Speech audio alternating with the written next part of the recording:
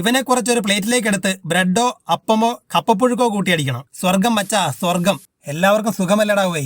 ഇന്നൊരു അടിപൊളി സംഭവം അങ്ങോട്ട് തന്നേക്കാന്ന് കരുതി. ഞങ്ങൾ കോട്ടയംകാർക്കൊക്കെ വളരെ സുപരിചിതവും കഴിക്കാൻ വളരെ ഇഷ്ടവുമുള്ള കിടിലൻ പോർക്ക് ചാപ്സ്. കോട്ടയത്തെ ക്രിസ്ത്യൻ കല്യാണങ്ങളിലും മാമോദിസകളിലും ഒക്കെ ഏറ്റവും കൂടുതൽ ആളുകൾ പ്രിഫർ ചെയ്യുന്ന ഐറ്റമാണ് പോർക്ക് ചോപ്സ്. ഞങ്ങളിവിടെ ചാപ്സ് എന്നും പറയും. ഇന്ന് നമ്മൾ വളരെ ട്രഡീഷണൽ ആയിട്ട് പണ്ട് മുതൽക്കേ ആളുകൾ ഉണ്ടാക്കുന്ന തരത്തിലാണ് ചാപ്സ് ചെയ്യുന്നത് കേട്ടോ. അതും തേങ്ങാപ്പാലൊക്കെ ചേർത്ത് കാറ്ററിംഗുകാരൊക്കെ ചെയ്യുന്ന രീതിയിൽ തന്നെ.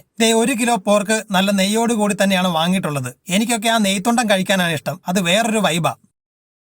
പോർക്കെല്ലാം വലിയ കഷ്ണങ്ങളായി തന്നെ മുറിച്ചെടുത്തിട്ടുണ്ടേ. 4-5 തവണ ഉപ്പിട്ടോ ചെറു ചൂടുവെള്ളം ഒഴിച്ചോ നന്നായി തന്നെ പോർക്ക് കഴുകി വൃത്തിയാക്കി വെള്ളം വാർന്നു പോകാനായി ഒരു അരിപ്പയിലേക്ക് മാറ്റാം. നല്ല വൃത്തിയായി തന്നെ കഴുകിയെടുത്ത പോർക്ക് അലുവക്കഷ്ണം പോലെയുണ്ടല്ലേ. ഇനി ഇവനെ ഒന്ന് മാരിനേറ്റ് ചെയ്തെടുക്കണം. ഒരു വലിയ പാത്രത്തിലേക്ക് പോർക്ക് കഷ്ണങ്ങൾ ഇട്ടുകൊടുക്കാം. മാരിനേഷൻ ആവശ്യമായ അല്പം ഉപ്പ്, 1/4 ടീസ്പൂണോളം മഞ്ഞൾപ്പൊടി, 1/2 ടീസ്പൂൺ മുളക് പൊടിയും ചേർത്ത് നന്നായി കുഴച്ച് പോർക്കിലേക്ക് തേച്ച് പിടിപ്പിച്ചെടുക്കണം. നിങ്ങൾ വിചാരിക്കുന്നുണ്ടാവും ചാപ്സിന് എന്തിനാണ് ഇത്രയും വലിയ കഷ്ണങ്ങളെന്നല്ലേ? പറഞ്ഞു തരാം.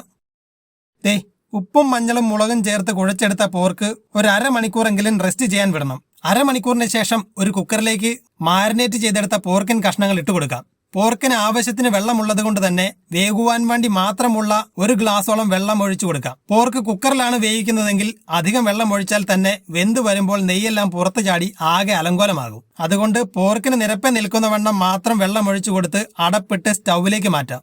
ഒരു 2-3 വിസിൽ വരുന്നത് വരെ മാത്രം പോർക്ക് ഒന്ന് വേവിച്ചെടുക്കണം. അധികം വേവിച്ചാൽ കൊള്ളില്ല. ഇനി പോർക്ക് വെന്ത് വരുന്ന സമയം കൊണ്ട് ഒരു തേങ്ങ ചിരകിയെടുക്കുന്നുണ്ടേ. നല്ല വലിപ്പമുള്ള പച്ചത്തേങ്ങയാണെങ്കിൽ അരമുറി തേങ്ങ മതിയാകും. ഞാനിവിടെ എടുത്തിരിക്കുന്നത് മീഡിയം സൈസിലുള്ള തേങ്ങയായതുകൊണ്ട് തന്നെ പാൽ അല്പം കുറവാണ്. അതുകൊണ്ട് ഒരു ഫുൾ തേങ്ങ തന്നെ ചിരകിയെടുക്കുന്നുണ്ട് കേട്ടോ. ഇനി ഒരു വലിയ പാത്രത്തിലേക്ക് ചിരകിയെടുത്ത തേങ്ങ ഇട്ട് കൊടുക്കുന്നുണ്ടേ. തേങ്ങയിൽ നിന്നും വേഗത്തിൽ പാല് പിഴിഞ്ഞെടുക്കുന്നതിനായി ഒരല്പം ഉപ്പ് കൂടി ചേർത്ത് കൈകൊണ്ട് നന്നായി ബലം കൊടുത്ത് ഞെരടി തിരുമ്മി പാല് മൊത്തം വെളിയിൽ ചാടിക്കണം. ഈ പണി വല്ലാത്തൊരു ടാസ്കാ. നന്നായി പ്രസ് ചെയ്ത് കൊടുത്താലേ നല്ല കട്ടിയുള്ള തലപ്പാല് കിട്ടൂ. അതും വളരെ കുറച്ച് മാത്രം. തലപ്പാലിലേക്ക് വെള്ളമൊന്നും ചേർക്കേണ്ടതില്ല കേട്ടോ. ഒട്ടും വെള്ളമില്ലാതെ തന്നെ നന്നായി പിഴിഞ്ഞെടുത്ത പാല് ഒരു അരിപ്പ കൊണ്ട് അരിച്ച് ഒരു പാത്രത്തിലേക്ക് മാറ്റി വെക്കാം. തലപ്പാല് പിഴിഞ്ഞ് മാറ്റിയ തേങ്ങാപ്പീരയിലേക്ക് 3/4 ഗ്ലാസ് വെള്ളം ചേർത്ത് വീണ്ടും നന്നായി തിരുമ്മി പിഴിഞ്ഞ് 2ാം പാലും ഊറ്റി ഒരരിപ്പയിലൂടെ അരിച്ചു മാറ്റി വെക്കാം. തേങ്ങ പിഴിഞ്ഞു വന്ന സമയം കൊണ്ട് പോർക്ക് വെന്ത് വന്നിട്ടുണ്ടേ. നന്നായി വെന്ത പോർക്കിൻ കഷ്ണങ്ങൾ നമുക്ക് തണുക്കാനായി കുക്കറിൽ നിന്നും കോരി മാറ്റി വെക്കാമേ. തണുത്തു വന്ന പോർക്കിൻ കഷ്ണങ്ങൾ ഇതുപോലെ നൈസായിട്ട് 1/4 ഇഞ്ച് കനത്തിൽ സ്ലൈസ് ചെയ്തെടുക്കണം. പലരും ചാപ്സിന് ആദ്യം തന്നെ സ്ലൈസ് ചെയ്ത് വേവിക്കുന്നത് കണ്ടിട്ടുണ്ട്. അങ്ങനെ ചെയ്യുമ്പോൾ വെന്ത് കഴിയുമ്പോഴേക്കും പീസ് എല്ലാം കൂടെ ചുരുണ്ടു പോകുമേ. അങ്ങനെ ഉണ്ടാകാതിരിക്കാൻ ഇങ്ങനെ വെന്തതിന് ശേഷം സ്ലൈസ് ചെയ്തെടുത്താൽ മതിയേ. നല്ല പെർഫെക്റ്റ് ഷേപ്പുള്ള പോർക്ക് പീസ് കിട്ടാൻ ഇതിലും നല്ല വഴിയില്ല. ഇങ്ങനെ സ്ലൈസ് ചെയ്തെടുക്കുന്ന സമയത്ത് ഫാറ്റ് ഇഷ്ടമില്ലാത്തവർക്ക് ഈസിയായി തന്നെ ചെത്തി മാറ്റി ഒഴിവാക്കാവുന്നതാണ്. ഞാനിവിടെ ഫാറ്റോട് കൂടി തന്നെ സ്ലൈസ് ചെയ്യുകയാണേ. പിന്നെ എല്ലെല്ലാം തന്നെ കട്ട് ചെയ്ത് മാറ്റുന്നുണ്ടേ. അവന് നമുക്ക് ആവശ്യമില്ല. അങ്ങനെ പറഞ്ഞ നേരം കൊണ്ട് പോർക്കെല്ലാം നന്നായി സ്ലൈസ് ചെയ്തെടുത്തിട്ടുണ്ടേ. അപ്പോൾ പോർക്കും ബാക്കി ചേരുവകളെല്ലാം സെറ്റായ സ്ഥിതിക്ക് ഗ്രേവിക്കുള്ള പരിപാടി നോക്കിക്കളയാം. ഒരു ചുവട് കട്ടിയുള്ള പാത്രം നന്നായി ചൂടാക്കിയതിലേക്ക് ആവശ്യത്തിന് വെളിച്ചെണ്ണയോ റിഫൈൻഡ് ഓയിലോ ഒഴിച്ച് നന്നായി ചൂടാക്കിയെടുക്കണം. ചൂടായ എണ്ണയിലേക്ക് 1 പിടിയോളം നീളത്തിലരിഞ്ഞ സവാള ചേർത്ത് കൊടുക്കാം. സവാളയെല്ലാം നന്നായി ബ്രൗൺ നിറത്തിലേക്ക് മാറുന്നത് വരെ നന്നായി തന്നെ ഫ്രൈ ചെയ്ത് കൊടുക്കുന്നുണ്ട് കേട്ടോ.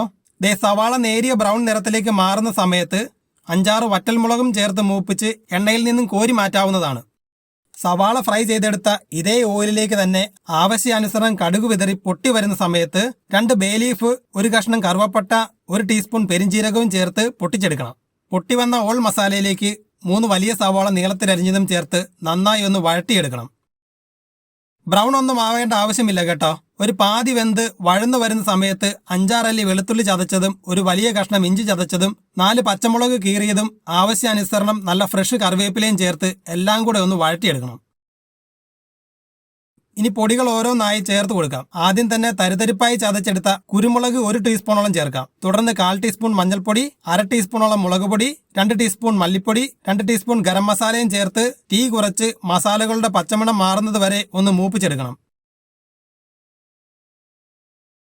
മൂത്ത് വന്ന മസാലക്കൂട്ടിലേക്ക് അല്പം വെള്ളം ചേർത്ത് യോജിപ്പിച്ച് 1 മിനിറ്റോളം ഒന്ന് തട്ടിപ്പൊത്തി വെക്കാം. ഇങ്ങനെ മസാല തട്ടിപ്പൊത്തി അനക്കാതെ വെക്കുമ്പോൾ തന്നെ മസാലയിൽ നിന്നും എണ്ണയെല്ലാം പിരിഞ്ഞു കിട്ടും. കണ്ടോ എണ്ണ പിരിഞ്ഞു വരുന്നത്. അങ്ങനെ മസാലയെല്ലാം സെറ്റായിട്ടുണ്ട്.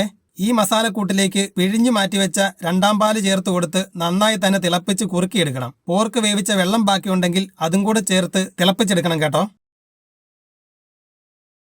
നന്നായി തിളച്ചു മറിയുന്ന ഗ്രേവിയിലേക്ക് ചാറിന് ആവശ്യമായ ഉപ്പ് കൂടി ചേർത്ത് കൊടുത്ത് നന്നായി ഇളക്കി യോജിപ്പിച്ചെടുക്കണം.